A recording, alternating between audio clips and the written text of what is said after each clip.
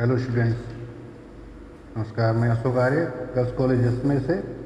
आज अपन तृतीय वर्ष के विद्यार्थियों से जो पाठ्यक्रम है आधुनिक काल के बारे में कुछ चर्चा करेंगे। आधुनिक काल जो है उसको समय दिया हुआ है 1900 से अब तक का।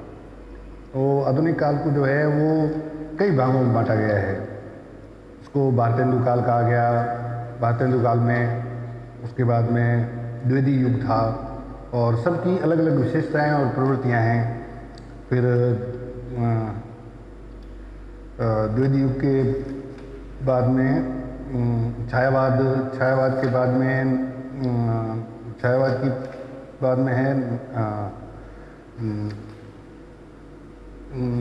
प्रगतिवाद है। प्रगतिवाद के बाद में प्रयोगवाद है, नई कविता है, अकविता है, इस तरह से कई ढंग से। तो हम सबसे पहले पढ़ेंगे भारतेंदु काल के बारे में। भारतेंदु काल के बारे में जिसका समय जो है 1850 से 1900 तक रखा गया है, उसकी विशेषताएं आप नोट कर लीजिए। सबसे बड़ी विशेषता तो भारतेंदु काल की ये थी कि खड़ी बोली का विकास शुरू हुआ। अब तक जो काव्य लिखा जाता था भक्ति काल तक, वो सिर्फ पद्य में था और अवधी भाषा में या उसमें लिखा जाता था। लेकिन भारतेंदु के जैसे आधुनिक काल शुरू हुआ, उसमें हिंदी की खड़ी बोली का विकास हुआ और जो भी काव्य था वो गद्य में लिखा जाने लगा। तो सबसे पहले तो आप लिखिए खड़ी बोली का विकास, ये प्रमुख प्रवृत्ति और विशेषता थी भारतेंदु की। और रीतिकाल तक जो है ब्रज भाषा का साहित्य की भाषा थी, ब्रज भाषा थी। लेकिन भारतेंदु काल के आने के बाद में उसके सहयोगी लेखकों ने जो है खड़ी बोली का आविष्कार किया। इस कारण हिंदी की विविध बोलियों के स्थान पर हिंदी भाषा का निश्चित स्वरूप निर्धारित हुआ। अच्छा, अब तक जो रीतिकाल तक जो भी काव्य लिखा जाता था, जो साहित्य लिखा जाता था, वो पद्य में लिखा जाता था और ब्रज और अवधी भाषा तक सीमित था। अब खड़ी बोली ने उसका स्थान ले लिया और निबंध, उपन्यास, नाटक सब जो है वो गद्य में लिखे जाने लगे। तो इसकी दूसरी प्रवृत्ति, जो प्रमुख प्रवृत्ति थी, वो थी गद्य का विकास। ये भारतेंदु काल की सर्वाधिक ध्यान आकर्षित करने वाली विशेषता थी। पाश्चात्य साहित्य से प्रेरणा लेते हुए इस काल के लेखकों ने गद्य की विविध विधाओं में लिखना शुरू कर दिया। हिंदी का पहला उपन्यास लाला श्रीनिवास गुरु का जहाँ परीक्षा गुरु था माना जाता है, और हिंदी की पहली समीक्षा जो बद्रीनारायण चौधरी प्रेमगन ने लिखी। इसके बाद में नई प्रवृत्ति, नए नए विषयों को छुआ गया। उससे पहले जो विषय सीमित थे, लेकिन जैसे खड़ी बोली का विकास हुआ, गद्य का विकास हुआ, जो साहित्यकार थे उन्होंने नए नए विषय जो है वो छूने लगे। और सबसे बड़ी विशेषता जो इस काल की ये थी कि इसमें आम आदमी को टच किया गया, आम आदमी को छुआ गया। अब तक जो है रीति काल तक, भक्ति काल तक आम आदमी का उसमें कोई किसी प्रकार का कोई रोल नहीं था। लेकिन जैसे ही भारतेंदु काल या आधुनिक काल शुरू हुआ, उसमें आम आदमी की समस्याएं, उसकी परेशानियां, उसकी कष्ट, दिक्कतें, उसके बारे में भी सहानुभूतिपूर्वक विचार किया जाने लगा। दूसरा जो है देश प्रेम की भावना। उस समय स्वतंत्रता आंदोलन का माहौल था और लोग अंग्रेजों से परेशान थे, तो कई प्रकार के काव्य जो है वो देश प्रेम से संबंधित भी लिखे गए। भारतेंदु युग के रचनाकारों ने देश प्रेम और राष्ट्रीयता को साहित्य के माध्यम से प्रस्तुत करने की नई शुरुआत की और अंग्रेज राज के द्वारा दी जाने वाली समस्त सुविधाओं का उन्होंने तिरस्कार भी किया और उसके खिलाफ जमकर लिखा भी, और जो शोषण से व्याप्त जो असमानता थी उसके बारे में भी खुल के लिखा, लोगों में राजनीतिक जागृति पैदा करने का प्रयास किया। और दूसरा, व्यंग्य के माध्यम से उन्होंने काव्य रचा ताकि लोगों में सीधा असर। जब देखिए अपन लोक व्यवहार की स्थिति में भी जब कोई किसी बात को ताना दे करके कहते हैं तो लोगों को जल्दी समझ में आता है। तो इस तरह से उन्होंने व्यंग्यपूर्ण काव्य रच करके लोगों का ध्यान आकृष्ट किया और लोग जल्दी से उस व्यंग्यपूर्ण बात से प्रभावित हो जाते थे।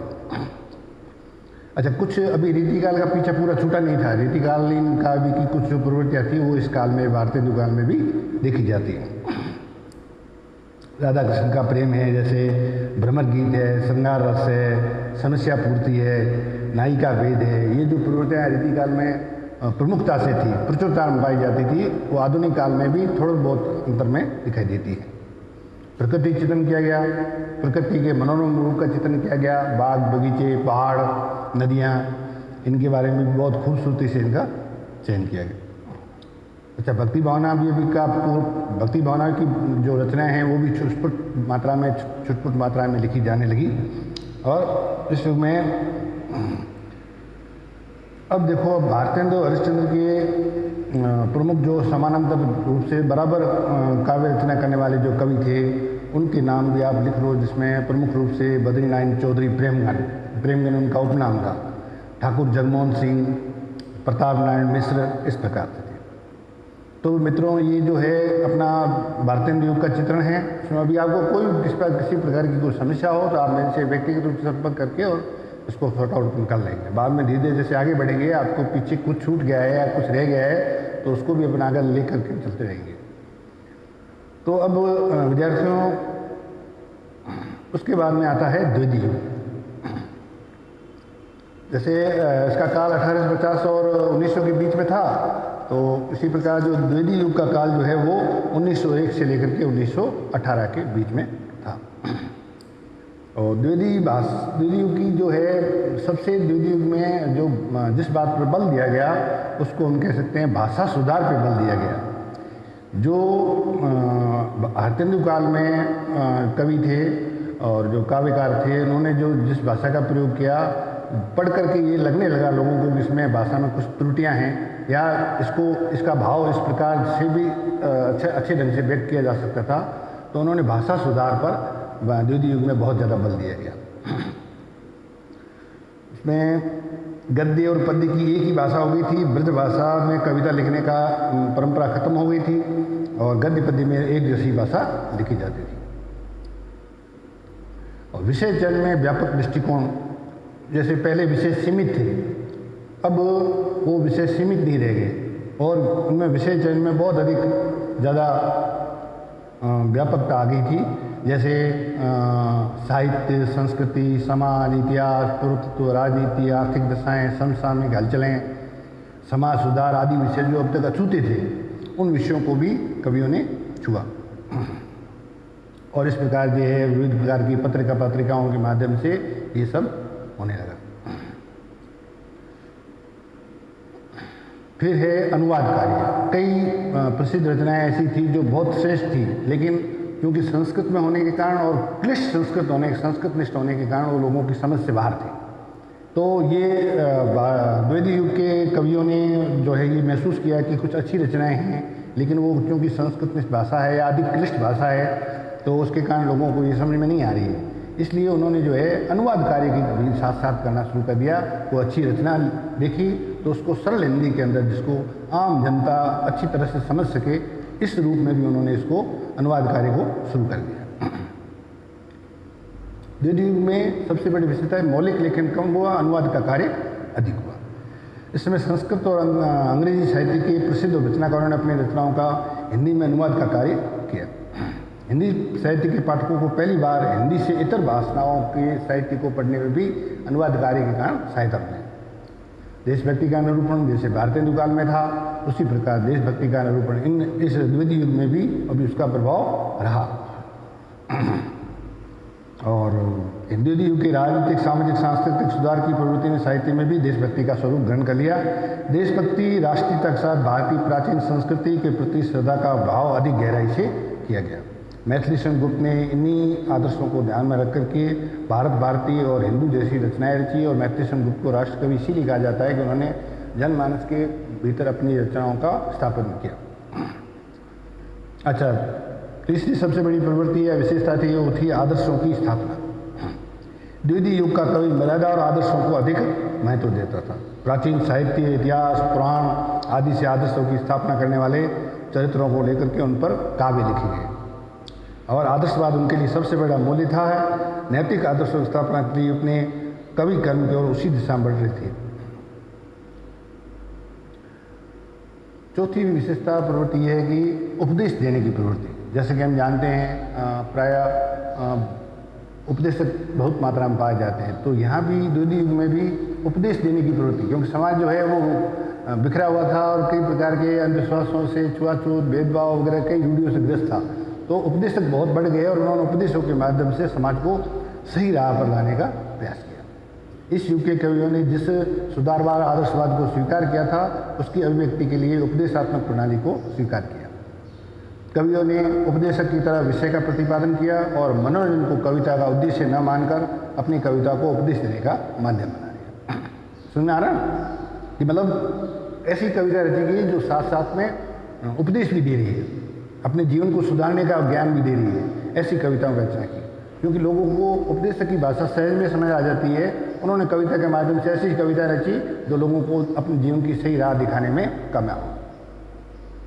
इतिवृत्तात्मकता, इतिवृत्तात्मकता का अर्थ होता है किसी बात को बड़ा चढ़ा के कहना, लंबे चौड़े, मतलब जो एक या दो वाक्य में बात कही जा सकती है उसको फैला करके कहना, ठीक है, 8-10 पंक्तियों में, 20 पंक्तियों में सरस। इसमें आप थोड़ा लिख लो ये बोले, इस युग के कवियों ने काव्य रचना में जिस मानदंडों का निर्धारण किया था उसके कारण उनकी कविता नीरस और शुष्क हो करेगी। इसमें मूल्यवादिता, आदर्शों की स्थापना, देशभक्ति का गुणगान, सुधारवाद, उपदेशात्मकता आदि विषय इतने अधिक हावी हो गए थे कि कविता केवल इन स्थूल विषयों को प्रकट करने का माध्यम बरौ कर गई थी। तो इसको रोचक रूप देने के लिए इन्होंने आगे प्रयास किए, लेकिन इस समय ये कविता जो है उपदेशात्मकता के कारण जो है वो शुष्क हो गई थी, सूखी हो गई थी, उसमें रोचकता का अभाव था। छठा है प्रबंध काव्यों का निर्माण। मित्रों, स्टूडेंट, आपको ये पता है प्रबंध काव्य का मतलब है एक संगठित काव्य जिसके अंदर मतलब शुरुआत से लेकर के अंत तक एक गति बनी रहती है और जो पाठक है, श्रोता है, वो भी उसी गति के अनुसार उसके भाव चलते रहते हैं। तो प्रबंध काव्य का मतलब सुसंगठित काव्य।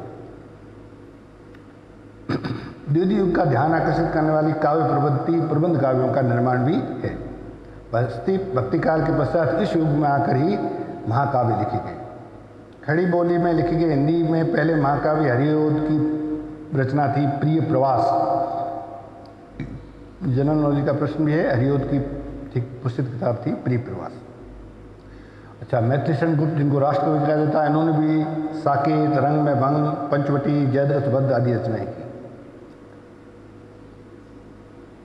अच्छा, दूसरा सबसे बड़ा जो चेंज क्या आया, सबसे बड़ा बदलाव क्या आया, नारी के प्रति, स्त्री के प्रति जो अब तक दृष्टिकोण था उसमें क्रांतिकारी परिवर्तन आ गया और उपेक्षित नारी पात्र थे उनको कवियों ने अपना प्रमुख नायिका बना करके, पात्र बना करके और काव्य लिखे। जैसे आपको मैं 2 उदाहरण दे सकता हूँ। उर्मिला को उन्होंने माध्यम बनाया, भगवान रामचंद्र वनवास चले गए, सीता उनके साथ में थी। जो उर्मिला ने विरह का दंश भोगा उसका कोई कसूर नहीं था, लेकिन उर्मिला ने जो विरह का दंश भोगा वो किसी भी काव्यकार के नज़र में नहीं आया। लेकिन इस द्वितीय युग में मैथिली शरण गुप्त ने कैकेयी का भी सहानुभूतिपूर्वक वर्णन किया, उर्मिला के विरह का भी वर्णन किया। इस प्रकार भगवान बुद्ध की पत्नी यशोधरा जो है, भगवान बुद्ध उसको रात को छोड़ के चले गए तो उसके बारे में भी उन्होंने किया। तो इस समय नारी के प्रति दृष्टिकोण में आमूल परिवर्तन हमको यहाँ पर दिखाई देता है। जो पहले माहौल अलग था उसके बाद में अलग।